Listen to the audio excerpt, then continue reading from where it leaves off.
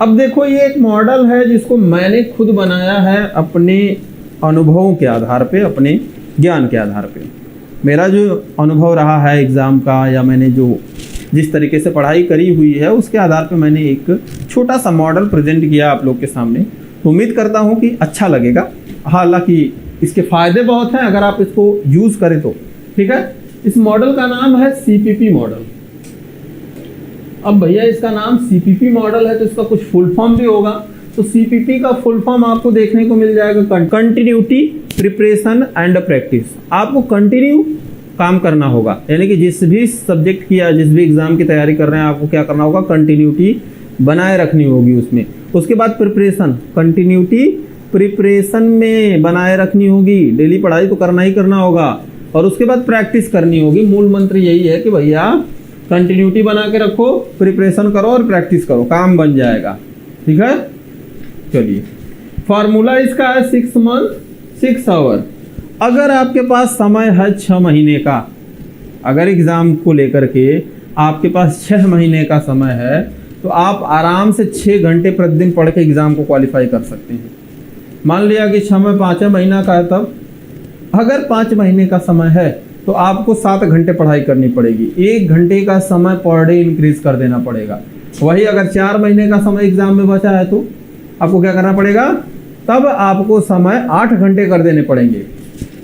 इसका फॉर्मूला मैंने दे रखा है, आप ध्यान से देखें तो आपको दिख जाएगा। कहता है कि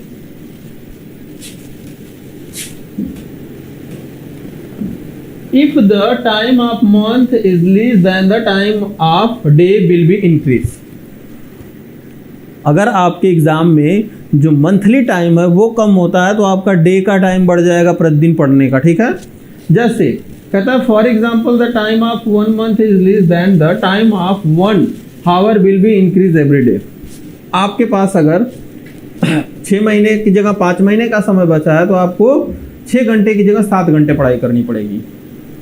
अगर भाई 4 महीने का समय 8 घंटे पढ़ो, 3 महीने का समय 9 घंटे पढ़ो, और अगर समय 2 महीने का 10 घंटे पढ़ो, कंप्लीट कवर हो जाएगा सिलेबस, ठीक है। एक एवरेज लेके चलते हैं हम लोग। तो ये तरीका है पढ़ने का।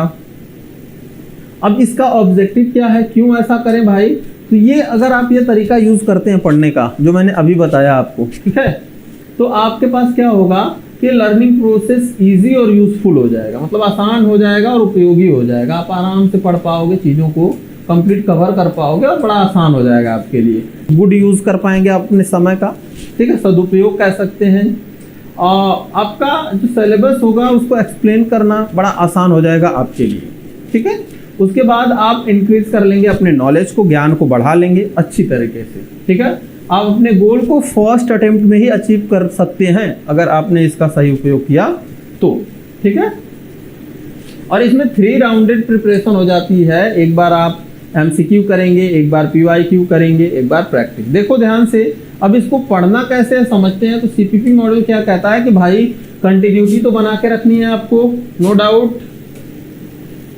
उसके बाद प्रिपरेशन भी करनी है और प्रैक्टिस भी करनी है। प्रैक्टिस करने के लिए 2 ऑप्शन आपको मिल जाते हैं। प्रैक्टिस करने के लिए 2 ऑप्शन मिल जाएंगे। एक क्या होगा, मल्टीपल चॉइस क्वेश्चन यानी MCQ का, और दूसरा होगा प्रीवियस ईयर क्वेश्चन पेपर यानी कि PYQ। आपको MCQ भी करने, PYQ भी करने। PYQ लगभग 10 साल का आपको कर ले जाना है सॉल्व, ठीक बात।